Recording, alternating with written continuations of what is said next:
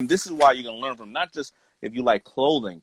This guy is the master of subscription models, which is absolutely amazing. So let me tell you who he is. So my man Dee Murthy, he's a co-founder of a LA-based 5-4 group and the brand Young and Reckless. So both 5-4 group and Young and Reckless. 5-4 slash Menlo Club is the leading men's fashion membership e-commerce platform and includes the brands such as New Republic, Grand AC, and Oshenta. 5-4 recently celebrated 18th year of business. He's an investor and partner in Queensbridge Venture Partners. He also partnered in a shoe store, 12 a.m. run. Co-host with Chris, aka Drama, in a top-rated weekly lifestyle podcast group chat. Breaks down the hottest news in pop culture, technology, politics, and more. Hosts his own business podcast, Detour. It's called Deetour, where he gives his insider opinion on building a brand, on fashion, investing in startups, and more. And just launched the Next Up Incubator, in which Menlo Club will pick one black fashion footwear brand owner. Maybe that's going to be you who's listening right now or watching. Owner, and offer them a variety of free services and access to their team for 1 year. Repeating this each year as long as D is the CEO. I'm going to bring him on, but you are going to learn from this, and whoever else dropped off, you're crazy because D is the man. What up, D? What up, man? How are you? I'm really great, man. I'm glad to see you. Thank you for hanging out with me. Thank you. Thanks for having me, man. Had a easy morning, so this is going to be fun. Really great. All right, so listen, I'm going to hop right into it. I was always impressed by your model of the subscription model. It was really out there, I think in time, but more a little ahead of its time. Yep. And the subscription model, for all you who don't know what a subscription model is, I'm sure you do. But I always say that, after FUBU, when I was selling FUBU, I was about 5, and I still sell FUBU, but obviously when big retail was out, I was 6 or 7 steps away from the money. I had to make the product. I had to hope a buyer bought it from me, hope that the kid in the back took it out and put it on the rack. Then the person had to buy the product, and then they didn't return it, or the store didn't return all the excess goods that they had. So I was 6 or 7 steps away from the money. A subscription model, you are 1 step away from the money. There is somebody saying to you that I am going to get this Birchbox or this 5-4 or whatever the case is every month or every quarter or every whatever the case is. You have their credit card. In your case, their sizes. Me, when I had to bring in $20 million worth of product, I don't know at the end of that season, because of course it was during spring and nobody wants to wear spring stuff in a certain time. I don't know how many excess 34 jeans I have, large tops, purple, yellow, whatever the case is. When you have a subscription model such as yourself, and don't let me just assume, I believe this is a little more accurate. You know how many 34s, you know how many 36s, you know the person's size. Yep. The person also, especially females, 50% of the product that they send to females gets sent back, because all the ladies here know that sometimes you feel like you could wear a 10 and sometimes you feel like you could wear a 12. But if you don't know the way that things are cut, you order both of them and you fit on this one and you say this one's too tight or this one's too big and you send the other one back. Your customer knows their sizing, so you are getting a low form of returns comparison to what we get. So, in my business, in our business, you would make something for 25, you would sell it to the store for 50, and the store would put it out for 100, Yep. Keystone plus 2, whatever the case is. In your business, you can make it for 25, sell it directly to the customer for 50. They are getting the benefit of $100 worth of clothes. You're talking directly to your customer, and it's a win-win for everybody. Yep. All right. I'm not going to ask you the size of your business because that's not my business, but to just talk about one thing, and everybody will get this is kind of that moment on Shark Tank. You don't have 6 employees working for you, do you? Is that how big your business is? You got 6 employees, 7, 9? How many North employees?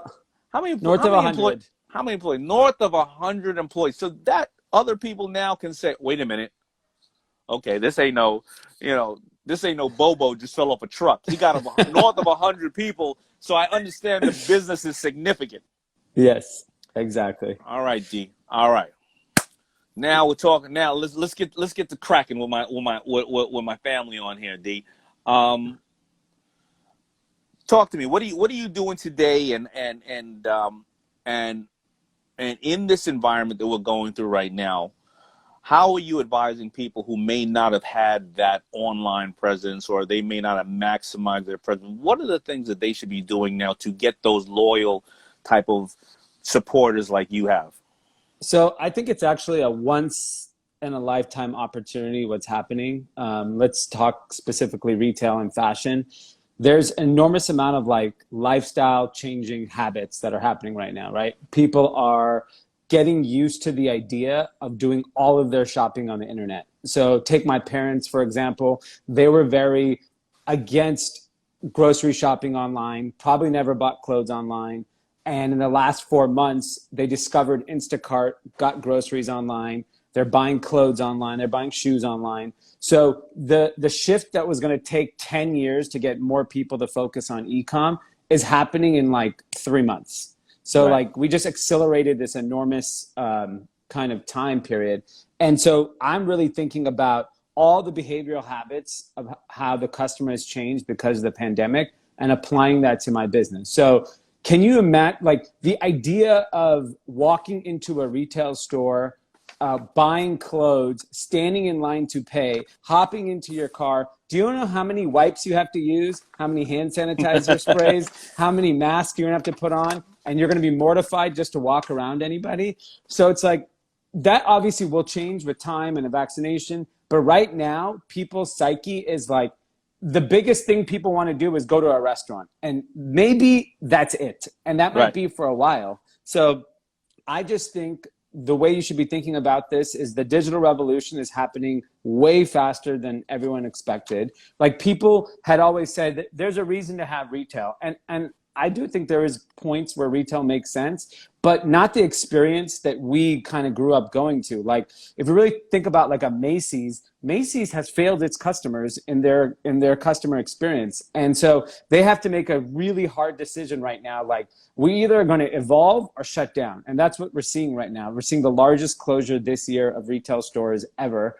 And it's only going to accelerate unless you make those structural changes in your business. So we're looking at this as probably the once in a generation opportunity that we've been waiting for. Because in 2008, we got smacked because we weren't ready. We Right. lost customers. We didn't know how to pivot. And we luckily came out of it and we succeeded. But what's happening right now is like, I feel like it's a gold mine. Did 2008 create your subscription model, and you said I had to change after that point? Was that what happened? Yeah, so 2008 made me realize direct to consumer. The problem was in 2008, I thought direct to consumer was retail stores. So I actually opened up 3 retail stores under the 5-4 name Right. in Los Angeles and in popular malls. And then I quickly learned that men's retail concepts are not a good idea for a business. And so we started focusing on the internet, and we didn't really know how to drive traffic to our website really till Facebook advanced its advertising platform. When that happened, then everything changed. And that was really 2012 is when we launched the subscription, and 2014 is when it really took off. Yeah, a lot of people don't realize that we feel the pain in our business way before most people do, because they take the same shirt and wear it a bunch of times if they can't pay their mortgage. So you had to adjust to that. Now the subscription model, and I'm sorry, I got obviously got only a couple of minutes. I'm gonna have to probably bring you back on, because I think you and I could talk for about an hour on that. Yeah. What is the advantage of the subscription model, and how can people get their followers to go into the subscription world with them? Yeah, I mean, I think the beautiful thing about subscription is from the brand owner standpoint, it's obviously recurring revenue, which, in today's landscape, any predictability in your revenue is welcome. For the customer experience, you can build brand loyalty, you can build a better experience because you know that you have a customer here every month. I think what people think about subscription, it's a lot more work than what people realize it is, because trying to retain a subscription customer in a business like ours is very, very difficult. So we really pride ourselves on all the other things we do, which is community and content and really building a relationship with the customer. So think about it like this. Equinox, I think, is one of the best subscription models. It's a gym membership. And Equinox is equivalent to a social status for many people. So the idea of them leaving an Equinox means they're not part of this social group of people anymore. So that's what we have to do as a brand, is make it so that we are indispensable. Like, you can't cancel Netflix, you can't cancel Spotify, but clothing subscription, how do you make that indispensable? And that's, I think, what we've done a really good job is it's the community, because you're not just canceling a subscription service, you're canceling a community of people that represent you. I think that's absolutely incredible, because a lot of people think it's just easy making and they will come. So whether they're doing a crowdfunding campaign, they go, I'm just going to put it up on a crowdfunding campaign and everybody's going to give me money, when they don't realize they have to go 3 months to 4 months prior, start doing some form of advertising marketing. They have to reach back to the people who successfully had their crowdfunding campaign and say, can you pay it forward? They have to Yep. do a lot of stuff and then just put it up, the same as some people would think, oh, subscription model. I got somebody paying me $20 a week. And the old theory of nobody wants to swipe that $20 off their credit card because it's more of a hassle, and they're just going to keep paying it. When you're right, Netflix and Amazon and some of these other ones, they're great because they're giving you the thing you want. But yeah, maybe I don't want more clothing or don't want more makeup, Avon or whoever the case is. So you have to build a community, because they feel like if they don't know that, they don't know what's going on in that world. They're not hip anymore. They met so many friends, whatever the case is. I think it's the same with retail. Retail has to create event spaces. I've always said that Macy's needed to have a live cam where people who are the most fashionable people from around the world are buying there, but they're putting together outfits and showing you how they Yeah. rock out, and then they can tell them to follow them on their IG, but they're in that big IG in the middle of Macy's online showing people how they rock. You know what I Yeah. mean? And so you make them say, well, I want to go there, and you make everybody around the world go, let me pull up what's going on in Macy's today in the men's section or the boys section, or the wedding section and stuff like that. So community is the biggest thing you're saying. Yeah, and a great example in retail is actually Lululemon. Lululemon, has stores all over the world, but they use local brand ambassadors. So, like, if you live in Venice, California, and when you walk into the Venice Lululemon, all the pictures are local yoga instructors, local cyclists, local runners, and that makes community, because now you're telling everyone in the community, like, there's a way to localize your business. You could be a global brand and still localize your business. And I think we've learned, because we learned the hard way on Facebook advertising. We spent millions of dollars on all these platforms, and all we were doing was just churning through customers. And the moment we actually realized it was about community and building an attachment, our business changed.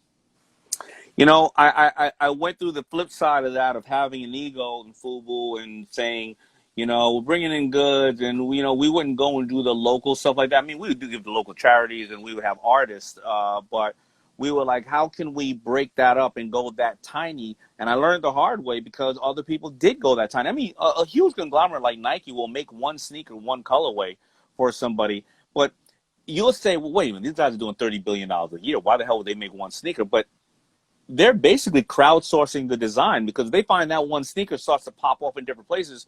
Now they've got their color line for the next year, right? So Exactly. they're sourcing local community, and local community is giving you your best thing ever is feedback, right? And they're also ambassadors, and that's what other people can learn from us today on here. So Absolutely. so let me ask you something else. A lot of people out there are scared and they're challenged, in their business, and you did say it's a great time. What would you suggest to business owners, CEOs, or even small business owners? Because everybody thinks that you and I, we're CEOs. We walk on water. We have no problems. You know what I mean? There's no issue for us. We're gonna be okay no matter what. And we know that couldn't be further than the truth. Nothing can be further than the truth. And a lot of people here know that too. They're under a lot of stress, right? What would you say to the heads of businesses, whether they're one person in the shop or they have over 200 people working for them? What would you say right now is what they should be doing and looking forward to? So I think the biggest thing I learned is, when you're a CEO and a founder and you have a vision, if you have an ego, that ego sometimes gets in your way. And I'll give you a great story. In the beginning of this pandemic, I thought my business was going to collapse. I literally felt like I thought I was having a heart attack, but it was just like a panic attack.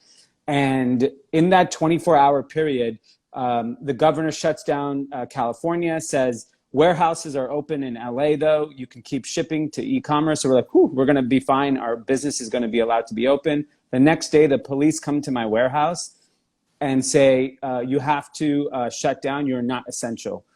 That was 10 a.m. By 3 p.m., I started a mask and hand sanitizer business, all manufactured in LA. And I said, we have to be essential to survive. The whole idea was really like, let's just be helpful to our community so that we'll be allowed to operate our businesses. That turned into a business. We sold $5 million of masks in the last 60 days.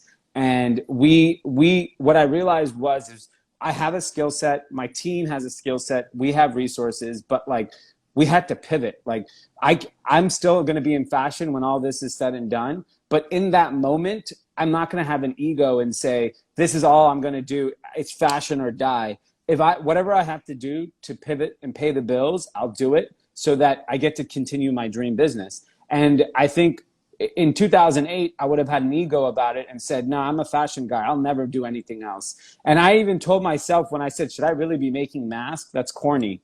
And I changed in 24 hours when I sold 25,000 masks in one day. And I was like, oh my God, no more ego. We need to focus all our energy on it. And I think that's what I've realized is that in these times, your vision will get disrupted short term, but it could be for the best because you'll evolve and you'll slowly be able to hone in on, you got to have the money, you got to have the resources to actually execute. And sometimes you got to do things you don't want to do. It's like when I was starting this business, I threw parties to pay for the screen printing. And like, that's how we got our first collection out. It's like, I think the ego got us in more trouble than anything. And I think I've finally grown up to a point where I can accept when there's failure ahead of me and I have to adjust.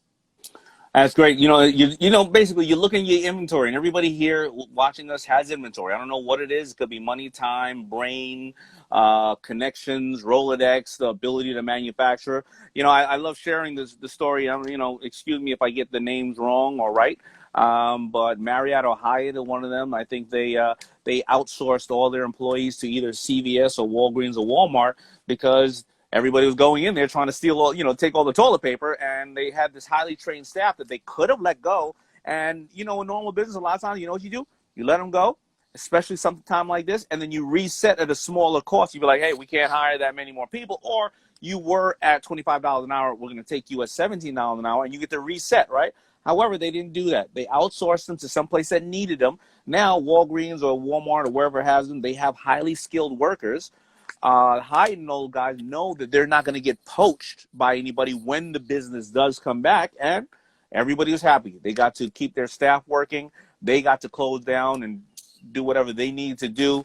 And Walgreens, Yep. Walmart, or CVS got to use an amazing staff that was highly skilled, that knows how to talk to people without having heavy turnover. So, listen, D, I got to hop off right now, man. I got so many more questions for you. I don't know. First of all, let me find out your podcast and all that stuff, because I know these little bit of nuggets is like, you gave me like 3% of what you know, man. Let me see. The podcast is It's called Group Chat. all right, spell it. Group, GROUP, chat, and Detour, DEETOUR. All right, so everybody can check you out on there. I'm going to bring you back on when you get a chance, and hopefully I can get to do your podcast with you and do some more stuff with you, man. I love you, brother. Thank you for inspiring everybody and giving them the information. I appreciate you. Thanks for your time, bro.